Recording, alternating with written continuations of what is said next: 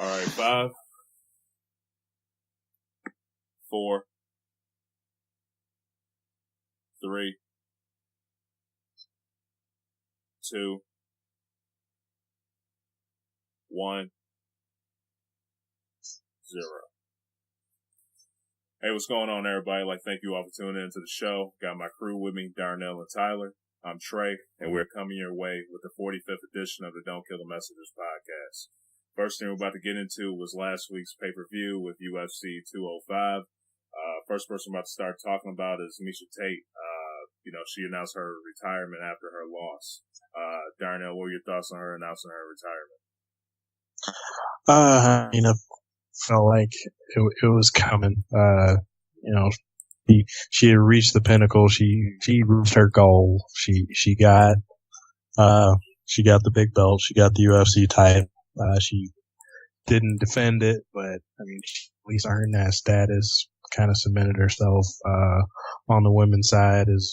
She's been one of those flag bearers that built women's MMA. She was always there in the background when at first when it was a fledgling type deal, when they were in Strikeforce and everything, and all the hype was around Gina Carano and Cyborg, and then she was still there when Rousey came on the stage and was part of her for a big fight, and their whole their back and forth, that rivalry. So I think she's made her money. But it was probably time because she saw she was probably starting to slip from the top of the ranks. Raquel Pennington's she's a tough fighter, but that's not somebody that an elite fighter should have lost, and I think she knew that, so she figured it was time to step away instead of putting herself through punishment where she's probably not going to get back to getting a shot at the title. Yeah, I do find that the whole retirement pretty interesting, man.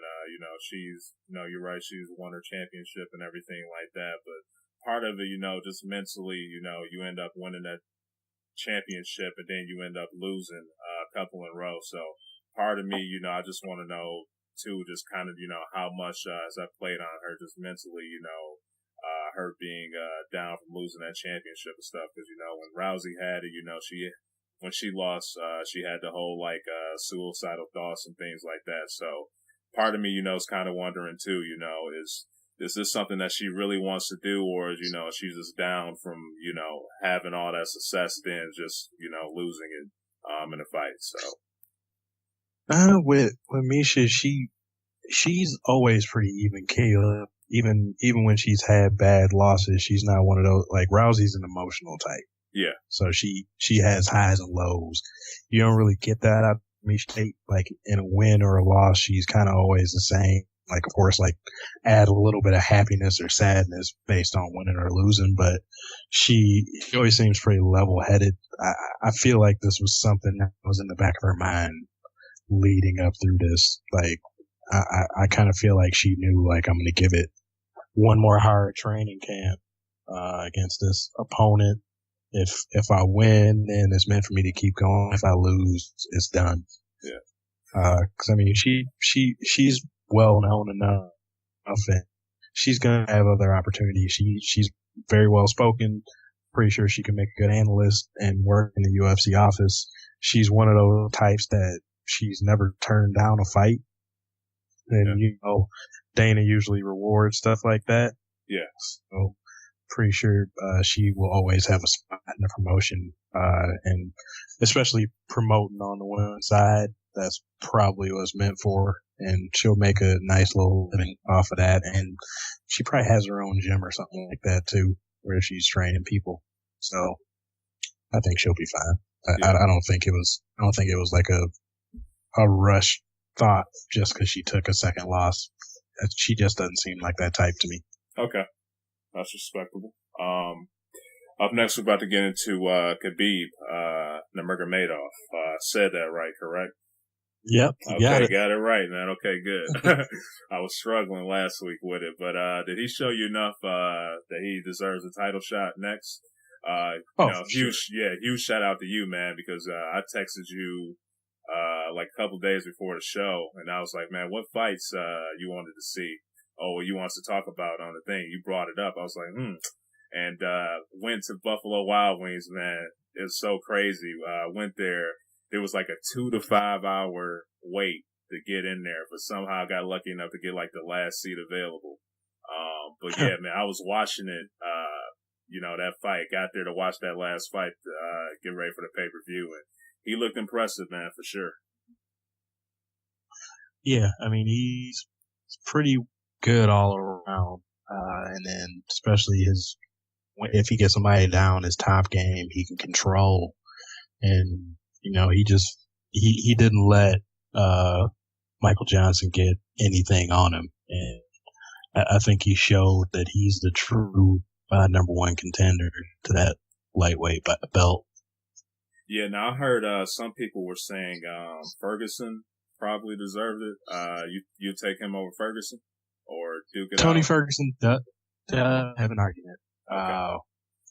I guess what would lift Nurmagomedov up for me is, before he had his layoff due to injury, he was still dominating opponents, and he still hasn't had a close fight, in my opinion. Yeah. And leading up, Tony Ferguson's last fight, he almost lost to a no-name fighter. Yeah. And he had to turn it on late. Nothing against him. He's an awesome fighter. And I wouldn't be mad if he got the next shot, but when you have a guy that's 24-0 and he doesn't seem to have been tested really. Yeah. And he has a win over RDA on his over a former champ, which Tony Ferguson just got. Yeah. But he got the win when pre-title when he was on the way up instead of post-title where he's not looking like the same guy. Exactly. So I mean, at best, I think maybe you have them do a title and eliminator fight, or you give it to Khabib with Tony following up next. Okay, that's respectable. Now we're about to get into the actual pay-per-view. This is about Romero versus Weidman. What were your thoughts on Yoel's performance? I was shocked that I did not know he was 39 years old, man. I thought he was younger, but he's been in there for a while, man. Not a young guy, but I mean, he's not built like a young guy. Exactly, yeah. He's built like he's an elite athlete. He's an Olympic level wrestler. It's never really shown as far as his UFC fights. His MMA wrestling doesn't seem to hold up to what he has backing him, but I mean, he was on point, and exactly. I don't know where they give most of the credit to him or just say how far has Weidman fallen. Exactly. But I mean, hey, that's a big name. You beat a former champ, and Dana White said the next shot is his against Bisping, and that's a scary proposition for Michael Bisping. For sure, man. Yeah, that was just a great knockout that he had catching Weidman like that, man. It was beautiful. So, yeah, man, I saw his age. I was like 39. I said, wow, man. I said, this guy's just looks like he on steroids, man. But, he's built, man. He did his thing up in the ring against him. So that Bisping fight, him and Bisping, that would be a good fight to see for sure, to see those two styles clash with each other. Yeah. Now, you kind of just brought it up, too. Do you think Weidman has fallen off since those Anderson Silva wins, or something's happened? Yeah, he hasn't looked the same since his fight with Luke Rocco where he lost the belt. Yeah, he looked pretty terrible in that fight, and the same in this one. So it's just starting to wonder what's going on with him. Was there another injury situation here, or did he think he had an easy fight, or just hadn't been figured out? I don't know, but yeah, something's up with a guy that was, looking like he was the king of the world, was seeming like the perfect fighter. He knocked off what was perceived as the best fighter on the planet twice. Yeah, exactly. So I mean, probably people will go back and start questioning that. We'll be like, well, you beat Anderson when he was starting his decline, so you got lucky with where you picked it up. So I mean, starting to bring some questions for a guy that seemed to have a bright future in carrying the sport. Yeah, exactly. Definitely agree with you. Definitely hasn't looked the same with Rockhold, and then especially with Romero last week. So yeah, he's definitely raised some question marks for me for sure. But the talent that this guy has displayed, man, if he can rebound, he'd be a beast in the ring, man. I mean, just got great hands, can wrestle. Dude can do it all in the ring, man. Dude's a beast. So love to see that guy, get it back together and, do damage in the ring. So, yeah. All right. Now, what about your thoughts on that Thompson versus Woodley fight? Fight of the night. Exactly. Yeah. They both answered a lot of questions. Both showed that they were game. A lot of people were questioning what Woodley would be able to do with the awkward style of one boy, and he answered it quickly in the first round by pretty much almost finishing him. Yeah. Getting to 10-8, which pretty much saved the fight for him. That first round was basically like what kept the belt for T Wood, but it was back and forth. I think he won via majority decision. The two judges, I think they gave Woodley a 10-8 for the first and gave him the fourth. Yeah. Thompson won 2, 3, and 5. It was definitely a chess match. Yeah. Woodley came out and fired a big gun early, almost finished it up, and then Thompson started to find his rhythm. Real quick, man, that was a great chin on Thompson's part, man, because I thought the ref was going to call it. And for him to, take those shots, from a guy that just did his thing against Lawler like he did, man, great chin by Thompson for sure. Because I thought it was over, man, once he started pounding him, but he pulled through. Oh yeah, that was it was definitely something to see for Thompson to take, because he hadn't been put in deep water like that from what I've seen at least. And he came through it, survived and started getting a rhythm in the second and third round. Started hitting from those awkward angles that he does, and probably a little bit of an adrenaline dump from Woodley from being so close to finishing in the first round, where he had to build back up some wind and shake the acid out of his muscle. But he came back with a strong fourth round, and then there was a good fifth round finishing out. Thompson finished strong, and they I'm assuming they're going to run it back. Yeah, also I was just about to ask you. You definitely feel there should be a rematch for this fight for sure, right? Yeah, I don't think there's really enough. I mean, outside of maybe them trying to do GSP. Yeah. I would definitely understand if Woodley wanted to take that fight because of the money it would bring. Yeah. But otherwise, yeah, I think this one has earned a redo. Yeah. It was just so awkward. I think Yeah. It was just awkward, because at the end of the fight, Bruce, he originally called it. You messed up the call. Yeah, I was like, what is going on? Someone about to get screwed over? Is he about to, take it, have a Steve Harvey moment or what? And then, they called it a lot a of draw. people I was were like, what? two judges said it was a draw. How did... Yeah. So I was looking at TV like, what is happening right now, man? But yeah, definitely a good fight. I did have Woodley winning it. In my opinion, I thought he won 48-47. I think it was a second round. What round did you? I think it was a second round. It was a second or third. The reason why, the UFC, they could be a little biased towards takedowns. I think he took him down in one of those rounds, and that's why I originally had him getting that round. But I could definitely see where they could have gave it to Thompson too. I just thought they would have probably favored him with the takedown, but Thompson got it. So it's either way. I could definitely understand a draw out of those two, out of the out of them fighting in the ring. So it was definitely a good fight. I would definitely love to see that again for sure. So I just thought, because he landed a takedown and wanted to, and I thought they were going to give it to him, but they gave it to Thompson instead. So, but yeah, either way, man, it was a good fight. Okay, up next, we're about to get into is Conor McGregor, man. What are your thoughts on his win against Alvarez? He continues to prove us wrong. Exactly. It's kind of weird, man, but whenever I have Conor McGregor pick against him to fight, it was basically every single time. But I have the fighters fighting a certain way against him. And it's like whenever they get in the ring, I don't know if it's because he's actually getting in their head or what, but they do the absolute opposite of what I think that they're going to do in the ring.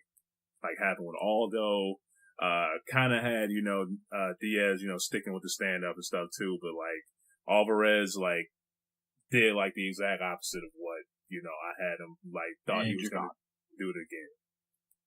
Oh. Yeah, I can agree with a lot of that. Basically, the only person that fought him like I thought would fight him was Nathan Diaz, just because he doesn't change his style for anybody. And the Diaz brothers, they like to talk as much as Conor McGregor does, so that's not going to bother them. And, they love that game of standing and throwing punches back and forth. So, but yeah, everybody else, especially the people that had a wrestling background, I just don't understand why they didn't, we have evidence. Chad Mendez put him on his back for 2 rounds before he gassed out. Mendez, too, Yeah. And, controlled him. There was nothing really McGregor could do. So a fighter that has good wrestling, has a good top game, I don't know how you don't watch that fight and go, okay, so let me get in, and get a strong single or double leg in to get him on his back and, work him from there. Make him tire himself out because McGregor is shown to get tired in later rounds too. He's definitely going to get tired trying to fight his way up from off his back. So, just another instance of somebody not fighting the way you should against Conor McGregor. Yeah, I saw he even took it to Instagram, where he told some of his fans, I didn't even listen to my coaches at all. The plan was basically to go left and do some wrestling, but I did the exact opposite, and that cost me the fight. So it's just I don't know if he got into his head too, and he just wanted to knock his head off, but it's just wow, why aren't these guys doing that? But McGregor, he's winning regardless, so you can't, I can't knock him for doing that for sure. Now with this win, where do you think does that put him as one of the greatest of all time? I can't go that far yet. First person to capture 2 titles, man. Yes, that's a great accomplishment. Great accomplishment. But still his list of victims is growing. Yeah, for sure. You got Jose Aldo on your list, and you got Eddie Alvarez on the list. That's 2 very good fighters, but he still hasn't cleaned out a division. He hasn't gone on some ridiculous win streak. So I'm not putting him up there with Demetrius Johnson, John Jones, or Anderson Silva, or GSP, or even to go back Matt Hughes or Chuck Liddell. He's not in that pantheon yet. Okay. Still needs to work on the resume. Okay, I respect that for sure. But he's definitely he's catching the UFC by storm for sure, man, with his accomplishments so far. Oh yeah, he's the biggest thing they have going now. I don't think that's an argument that can be made as far as that goes. But like I said, I'd like to see him defend one of those belts right now. Yeah. Now, who do you have next for McGregor? Who do you think is going to fight next? I mean, I guess it depends on which division he's going to fight in. Yeah. I mean, we mentioned two people earlier. I mean, you got Tony Ferguson and Khabib Nurmagomedov waiting in the wings at lightweight. And if he drops back down, I mean, I don't know if Aldo is really retiring or not from when he got mad, but I would like to see them have a rematch because, I mean, that fight ended quickly. I would like to see if Aldo could actually put up a real fight. You know, he did the work to win the interim belt. I would like to see them try to unify that. See if he fights different this next time, or you know, you got Frankie Edgar there. Couple other guys that are good fighters that maybe he has even fought before. I mean, like mentioned earlier, he's suspended right now, but I mean, I would have liked to see like another fight with Chad Mendes. I just want to see him defend the belts. He's captured them. He's done step one of what he wanted to do, be a 2 weight class title holder. I guess they're gonna have to figure out, does he relinquish one of the belts? Does Dana let him keep both? But I want to see him start putting up some title defenses now. I know he had his little Twitter spat with Tyron Woodley talking about coming for his next. I think that's a horrible idea for him. I mean, Conor has a lot of power in his left hand, but I don't think he has Tyron Woodley power. Yeah. So, especially a guy that can wrestle too. So if he actually does wrestle, if they were to fight, just watch round one against on the card you were just on. Yeah, and that might be what happens to you.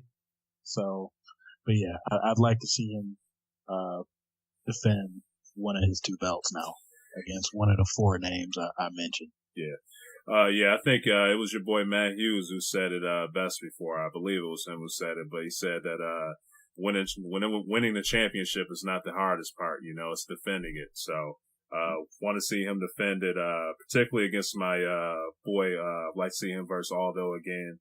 I just think it'll be time. I think what's like 3rd or 4th fight without defending that featherweight belt. So just like to see that. But yeah, all the guys that you mentioned, I think they will put up good fights against, be a good challenge for McGregor. So, you know, either way, but yeah, I think it'll be time for him just to, put up that, featherweight, belt, and defend it just because, you know, the, amount of times he's fought and hasn't even defended it yet. So we'd like to see that happen. All right. Now, any thoughts on UFC? All right, up next, we're about to get into NCAA football. Had a crazy week last week, guys. What were you guys' thoughts on the upsets that happened last week? Yeah, you know, I think I'll hop in first, and I would like to start by giving, you know, my little 2 cents here and saying I would like to apologize to nobody. That's a little UFC thing I took away from this weekend. So, moving forward, I think we could all agree we're a little shocked with the rankings. Texting back and forth, all 3 of us. I think we all kind of had the consensus that Louisville should be in. They were not in. They got put at 5. It's not looking like it right now, man. But yeah, we're now currently down 31-0 with a half to Houston. So those guys know something we don't, apparently. You know, with Michigan and Clemson staying in the top 4, at first, I think it's a very shocking reaction considering both teams lost and you think teams need to slide up. But I think with 2, 3, and 4 losing, with Clemson, Michigan, Washington all losing, those 3 teams can still win out and win their conference. So to see Michigan and Clemson stay in the top 4, it's not all that shocking if you really stand there and think about it. Washington moving to 6, is that too far of a fall? I don't know. I mean, they're still in the top 6, so they're still in the discussion. In my opinion, win your conference and then there's nothing to talk about. So Was I shocked by the rankings? Yes, I will. I did not expect Michigan to stay at 3. I expected Michigan to be about number 5. I expected Washington to possibly stay in, and I expected Clemson to also fall out. I expected Clemson and Louisville, 2 ACC teams, to be in there. Looks like we were wrong. I think we all agreed Ohio State should be number 2. They're playing good football since they've lost. They've taken a non-apologetic attitude, winning by 40 plus, 50 plus. So I think the rankings were a little shocking, but if we think about it, they're pretty accurate.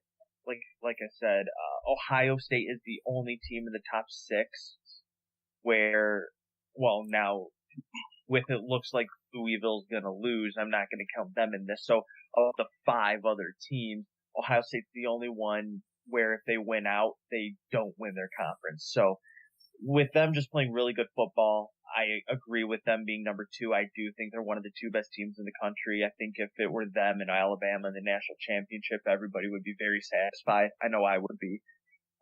But I think with the other teams, like I said, if you win out, you're in. I don't disagree with where they're at. Yeah, I mean, I was shocked by it. I mean, I guess I'm just trying to go back to the mindset I was in when it happened, even though, as Trey said, Louisville's getting smashed right now. But for the playoff rankings, basically, I looked at it. I mean, 1 and 2, I think everybody saw that part coming. But yeah, I was a bit surprised when I saw I figured probably one of the 2 would be still in the rankings out of Michigan or Clemson, but I did not see both of them staying in the top 4. I thought Louisville would jump up in there, and I figured Clemson would probably be at 4 because I thought their loss was a little bit to a little bit better of a team. So I mean that was shocking to me. Did not expect to see the committee stick with that. I mean, it feels a little bit better now since we have a game being played where the number 5 team that I thought would be number 3 is getting routed. But at that time, I thought this was pretty much a ridiculous ranking from them. Yeah, the same here. Yeah, I was very shocked by it, especially some of them losing to some unranked teams. But, it's playing off right now with how Louisville's currently playing at the moment. But still, still decent amount of time left for, some losses to still happen. So just have to see how this all will play out. Yeah, and real quick, if I could just jump in. Are there some politics involved in this? Absolutely. And I think the biggest picture being what's going to be better than a last week of the season 2 versus 3 matchup of Ohio State and Michigan. Mm-hmm. As long as Michigan takes care of business against Indiana, which I fully expect them to, Wilton Spate, looks like no Wilton Spate, but Harbaugh refuses to rule him out. 2 versus 3, Michigan, Ohio State, that's classic. That's college game day. That's big matchup, noon matchup. Do I think that game a little bit? Yeah, I do. And I would be one of the first to admit that. No, okay, well, go ahead, Darnell. Yeah, I was saying, I agree with that. That's, I mean, how we've talked about how first week there was some of that SEC bias in there. This is a little bit of that catering to your blue blood teams. I mean, like 1, 2, and 3 are all very storied franchises. So, I mean, of course, I think they knew the blowback wouldn't be too bad because, especially like Ty said, in a week is going to be settled with those 2 anyway. So one of them will probably drop the ball and then just play on and figure it out by the end of the year. As it always, it works itself out, but just in that vacuum, it seemed a little fishy, and Ty might be pointing at the reason why right there. Now, do y'all still think Washington has a chance? Because earlier we talked about before the season started that, you doubt a Pac-12 team could get in there. With this loss, do you still honestly think they have a chance? They'll get in there, with a couple of losses, or you think they're just placed there or what? Oh, no, they definitely still got a shot. Okay. Yeah. I mean, they have to win the Pac-12. Yeah. They can't get another loss and expect to be in. I think they've, a lot of their question games this year, they beat, Utah. That was a big question game. Granted, lost at home to USC, which doesn't look that great, but it was a close game. It was a hard-fought game. USC played well. They're playing better football as of late. They're a completely different team than we saw week 1 against Alabama. So that loss, yes, it was very ill-timed, but it wasn't like it was the worst loss they could have faced. Okay. So does Washington still have a shot? Yeah, absolutely they do. I think win the Pac-12 and they're in. But I won't go that far. You don't think? I can't go that far just looking at how it's shaping up right now. I mean, of course, if they win this week, they at least jump up a spot because Louisville's not going to be there unless they make a miraculous comeback right now. Mm-hmm. And then Michigan and Ohio State, something's going to happen there. And then basically, if it's Michigan, it gets figured out in the Big Ten championship game. Or if it's Ohio State, they win this. If they win out, I think their resume is good enough that they're still going to be in, even if they don't, since they can't play in the Big Ten title game unless Penn State drops another game. But they'll need one more thing to happen. I mean, they have this loss that looks like it's happening. Michigan or Ohio State will be out of there, but they will still need Clemson to drop a game. And if that doesn't happen, I think they're still on the outside looking in. See, I guess the only reason I don't agree with that is because, like you said, Louisville, if it plays out and they lose, that moves Washington to 5. I mean, just logically moving them up the list. And then if Ohio State or Michigan is going to suffer a second loss and drop, would that then not move Washington to 4 going into the Pac-12 championship game? Well, I think there's an outside chance if Ohio State beats Michigan, they go and say Penn State wins that Big Ten title game, or Wisconsin wins that Big Ten title game. I think there's a shot they jump them just because it's a stronger conference. Okay, yeah, I don't disagree there. I just wonder, are you going to let teams in from a conference? We have not seen that yet. And I think that's going to be the mystery that surrounds all of this, especially if things get really crazy these last 2 weeks. We see a team suffer a second loss, or a team pulls off a huge win. I mean, right now, the thing benefiting Penn State, in my mind, is the thing that's hurting them the most. The fact that their final 2 weeks are against the 2 worst teams in the Big Ten. And I apologize there, Darnell, but with their last week being Penn State. Yeah, with their last match being Michigan State. I mean, granted, they won the game they needed to win against Ohio State, but I would really need for the conference to basically go out on a limb here if they want to take 2 teams from one conference, like you're possibly suggesting. I would not disagree with them taking a Penn State, mainly because they beat Ohio State. But I think taking Wisconsin would be a little bit of a stretch, mainly because they lost, in reality, their 2 biggest games of the year. And like I said, so far they've only taken conference champions. So far we've not seen a 2-loss team get in, which both Wisconsin and Penn State are. So like I said, they would have to go on a limb and do something they have not done yet in order for that to happen. And right now, I just think there's enough situations that can happen for them to prevent either of those situations from happening, either a non-conference champion or a 2-loss team. Well, I think it comes down to, like, what we were talking about earlier, like your Twitter discussion. Mm-hmm. It comes down, are they actually looking for the top 4 teams, or are they just awarding conference champions? Because if they can't, there's no way that they can just be awarding the conference champions if Ohio State wins out and Penn State wins out, because Ohio State cannot possibly be the conference champion. Yeah, no, and you're right.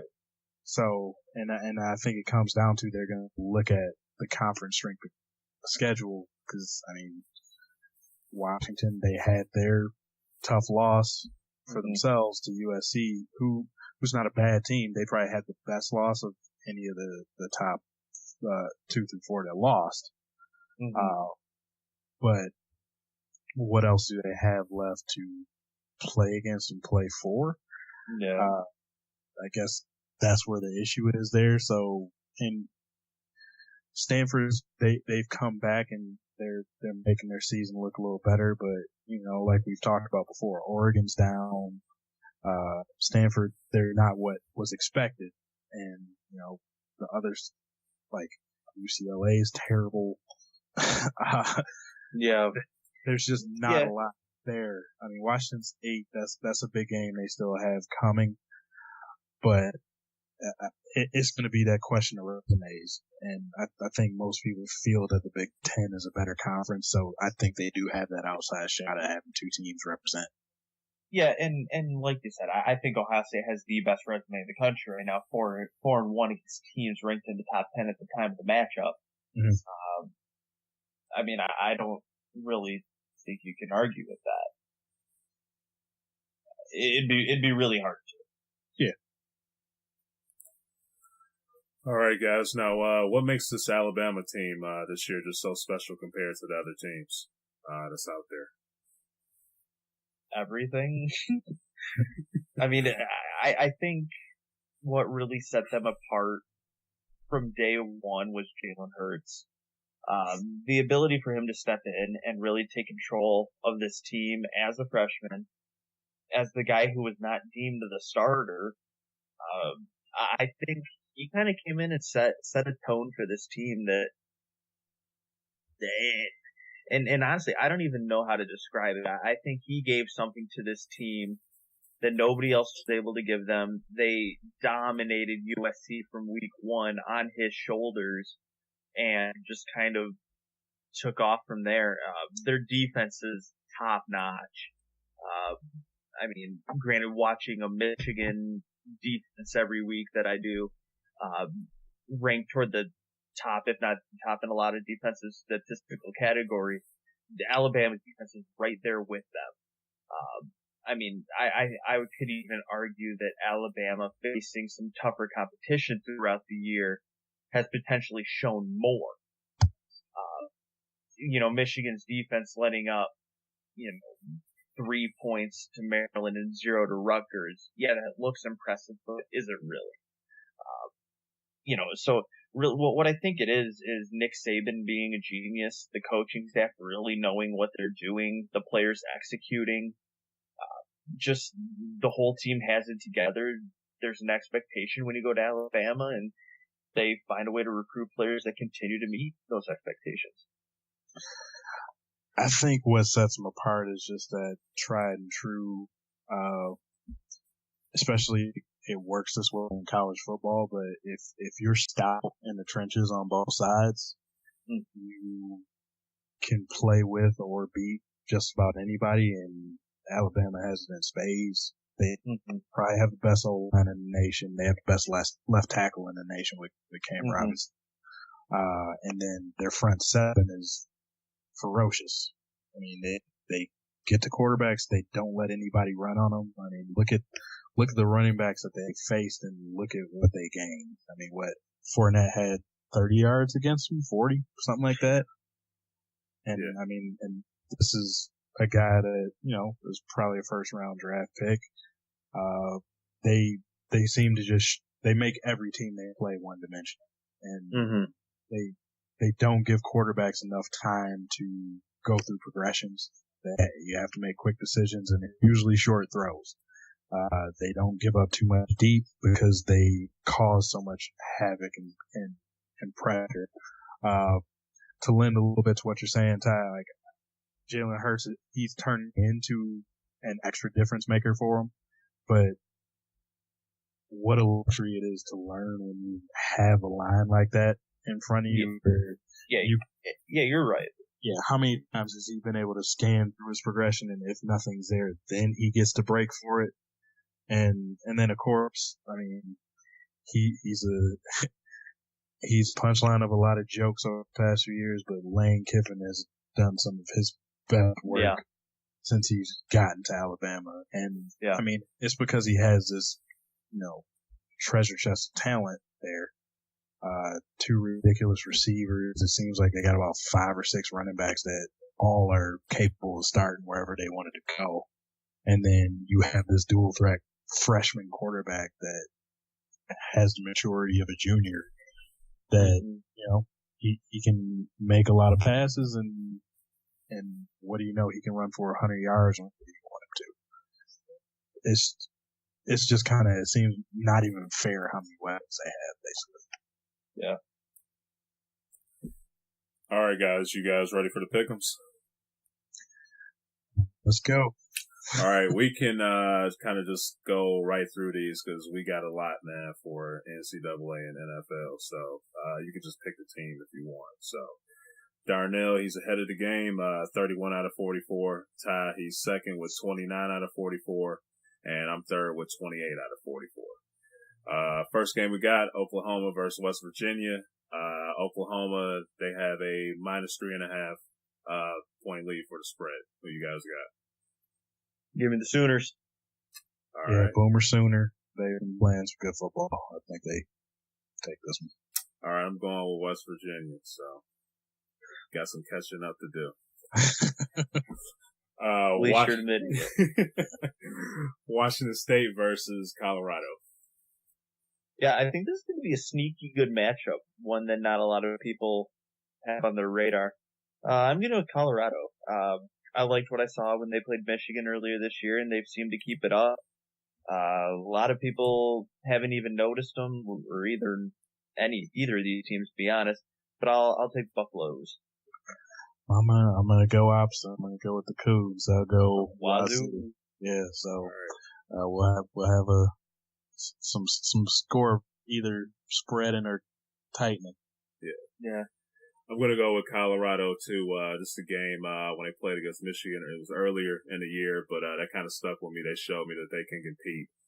So I'm going to look for them to compete too. They're at home, so I got them winning this one. Up next, Arizona versus Oregon State. Oregon State, they have -6.5 point lead spread. Who you guys got? I usually pick Arizona in odd games like this just because they find a way to win some of these ones. So what I'm going to do is go against my gut and not pick them. I'm going to go Oregon State. I don't trust your gut, and that's the team I was going to pick. I don't know if I need to switch myself, but no, I'm going to stick with the Beavers. I'm going to go Oregon State as well. Okay. I'm going to go Oregon State as well. So put that down. And up next, we have Virginia Tech versus Notre Dame. Virginia Tech, they have a -1 lead for the spread. Virginia Tech, just Notre Dame. Don't fire. If there's one, if I can feel good about anything from my school, which has also been terrible, I can look over and say at least we're not Notre Dame right now. So, so I will follow Darnell on that and go the Irish. Okay. Or go against the Irish and pick Virginia Tech. Yeah, okay. I refuse to pick Notre Dame at this point. Okay, I'm going with VT as well. And last but not least for this week, we have Florida versus LSU. Oh, this one's kind of tough. Do you want the team that plays no offense, or what do you want to do? I don't know. I still think LSU plays good enough defense where as long as their offense can do something, they should be in a position to win. I think Leonard Fournette has a pretty good game here, so I'm going to take LSU. Okay. Yeah, I think LSU runs all over them, and that their front seven pretty much stifles Florida. So yeah, give me the Tigers. All right, I'm going with LSU as well. I'm liking Orgeron. I think he's going to find a way to coach his team for a win. We're going to do next week as well. We're just not going to record for next week just due to Thanksgiving. So we're about to get next week's games out the way with 2. Starting off with Tyler's squad, which, by the way, man, it's your coach 10 years ago from today, man. Y'all greatest coach of all time died. Bo Schembechler. So, good old Bo, probably turned over in his grave with the Rich Rod hiring, and then was still rolling around in there with Brady Hoke, and then on his way back to his back when we got Jim Harbaugh on the helm. So, all right. Things in Ann Arbor have come back toward a right position. So, still a few more steps to go for everybody to be happy again, but headed in the right direction. So can't complain there. So I'll go ahead and open the picks here. I will take my squad, like I said. Looks like it might be John O'Korn this coming week against Indiana, and I believe he'll be the starter again against Ohio State. I'm going to take an odd rationale, say minimal film of John O'Korn plus a very creative coaching staff. Leads to an open playbook for John O'Korn and a lot of unpredictability. So give me Michigan. All right. Plus they're my squad. Yeah, I'm rolling with the Buckeyes here. I think Urban learns from last year when facing a good team without their starting quarterback. I figure he's not going to pull out the worst game plan of the year again. So I think they'll be prepared to play their hated rival. And this game is in the shoe, correct? Correct. Yeah. It is. Yeah, I think that crowd, with probably O'Korn starting, this is not games that they played when he was there. This is totally different, and those Buckeye fans are brutal. So ignorance is bliss. Yeah. So I think a little bit of that pressure might be a little unnerving for him in probably the biggest game of his life. So I take OSU there. All right, I'm going with The Ohio State University as well, man. Urban and them boys are going to get the job done. Sorry, Ty, but they getting that ass whooped next week, man. All right, up next we have Auburn versus the Alabama Crimson Tide in the Iron Bowl. Who you guys got? Give me Bama. Roll Tide, man. Roll Tide. We got this. Yeah, the Auburn offense. They're just like LSU. Strong defense, just inability to play offense. Yeah. They'll play up for the first. They usually do. I don't think we'll see a field goal kick return this year. Well, Nick Marshall ain't there to keep them close. Yeah. Franklin the third, I don't think he's gonna be able to do it. Or White. Yeah. I don't think either of them will do it. All right, up next we have Utah versus Colorado. Give me the Buffaloes again. Okay. Yeah, I'm taking the Buffaloes in that one. All right, give me Utah. Put this down real quick. And next we have Florida versus Florida State. Oh, give me the Seminoles. Yeah, I'm taking FSU on this one too. I just don't trust him with his offense stuff. I'm gonna hop on the SEC bandwagon for this game. I'm going with Florida, hoping they win. So this would be another one I could go with. So give me them. We have great rationale. All right. Then last but not least for NCAA, we have LSU versus TAMU, Texas A&M. Here I'll actually take LSU again. Okay. I don't know that Texas A&M is the same team they were a couple weeks ago when the first week of the rankings came out and they lost. So, give me LSU. Right. Still finish the season strong. Yeah, for our cousins, they'll say go Tigers there. All right, man. And I'm gonna go with LSU as well. So. All right, that's anything else to add before we move on to NCAA basketball, guys? All right, up next, we're about to get into NCAA basketball. What did you guys think about the first week, the season openers? It was fun. Yeah, it was a lot of fun. Yeah. it was good to have it back. Just and some big matchups early. That's always fun to watch. Especially that opening Carrier Classic. Those games were all barn burners basically. So that was just fun to watch. Yeah, that Michigan State Arizona game went to the last play. Indiana Kansas went to overtime. I mean, I think for the star power that college basketball can present, that was probably the best way you could have opened it up with, a couple top 12 matchups and, just games that go down to the last second. I think that's what college basketball has kind of built for themselves as a brand. Games that tend to go down to the wire, upset games. I mean, even looking at the other night, this past Tuesday, where we had Duke and Kentucky and Michigan State and Kansas all playing. Mm-hmm. Just the idea that the first week you're getting a good look at a lot of the studs that'll be filling college basketball this year.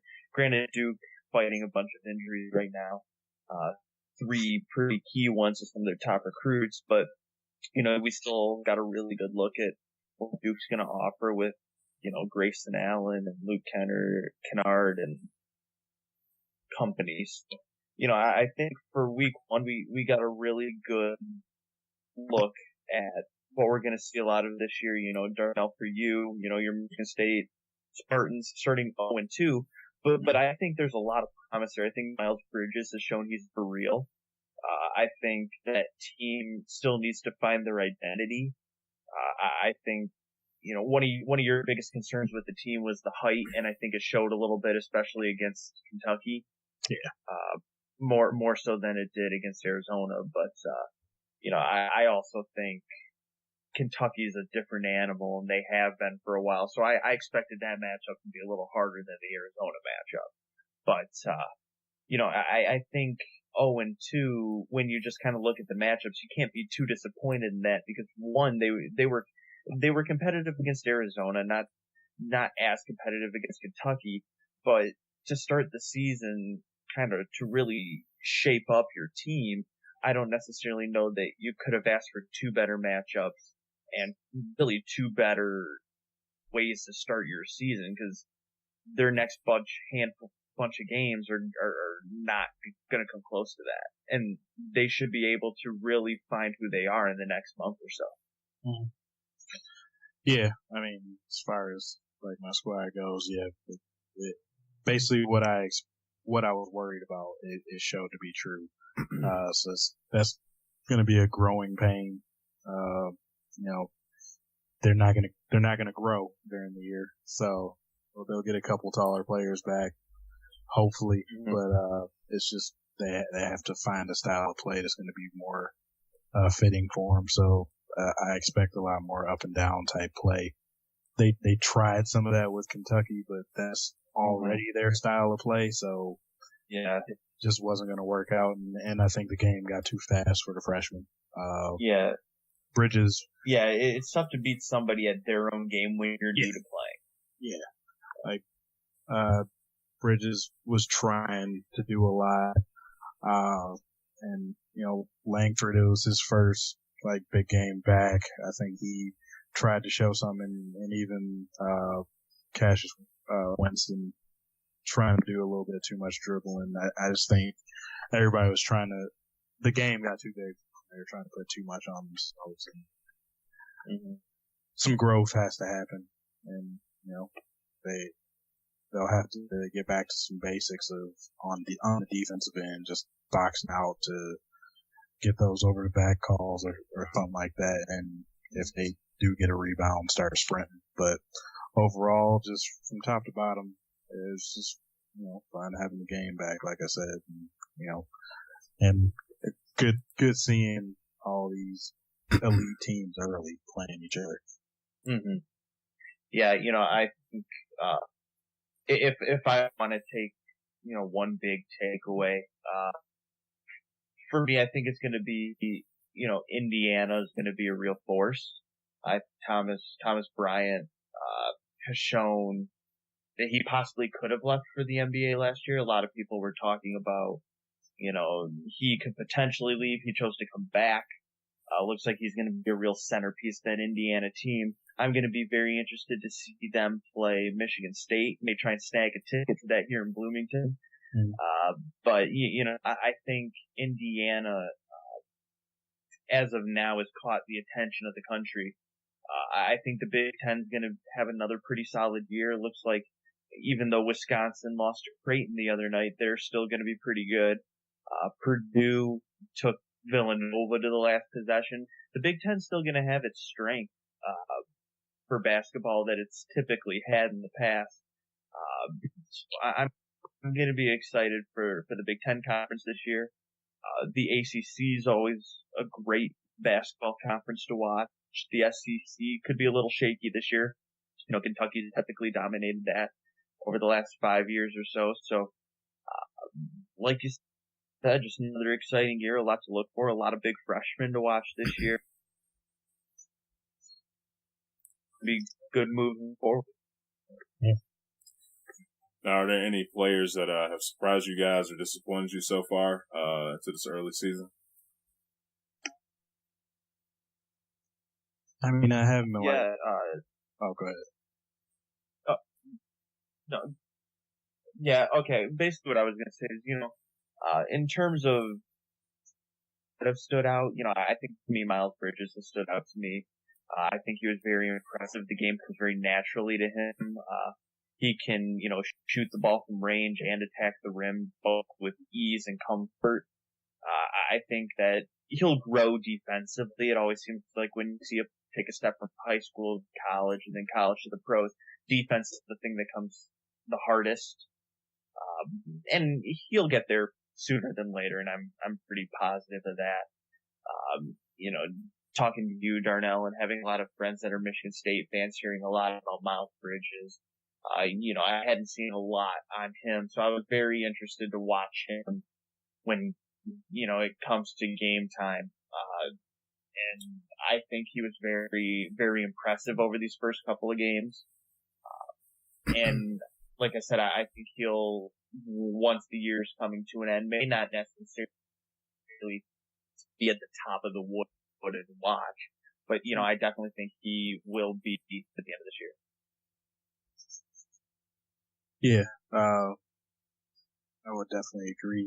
He's showing basically what we expected he would be, what you would hope he would be at this early part of the year. Going with to follow up somebody we talked about last week. As far as the first game of the year, I was a little bit disappointed in Josh Jackson. Oh yeah, that first game against Indiana. For as good as the game was, he wasn't a huge part of it. Only going 3 for 11 overall. Hit a couple free throws to get him up to 9 points. Foul trouble. Yeah, foul trouble.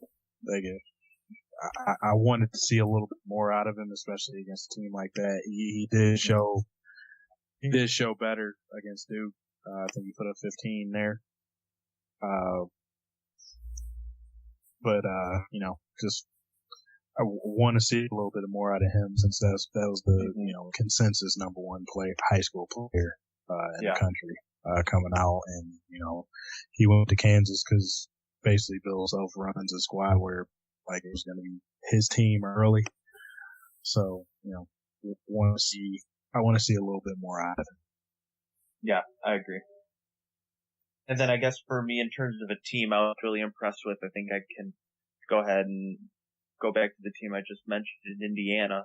I think the win over Kansas was very impressive. I think they looked pretty complete, shooting the ball, big men, defense.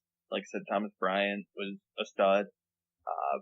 Fouled out of the game, but still affected it in many different ways. Blackman Jr., returning guard, coming back from an injury last year. I think he looked real solid. And I think they're going to be a team that gets talked about to the very end of the year. So they were a team I was impressed with so far through 1 week. They won their big matchup, and I think they were a lot of fun to watch as well. Yes, especially if they can keep shooting like they did against Kansas as a team. They shot like 48% from three. Mm-hmm. That you have so well, and that was from 1 through 5 basically.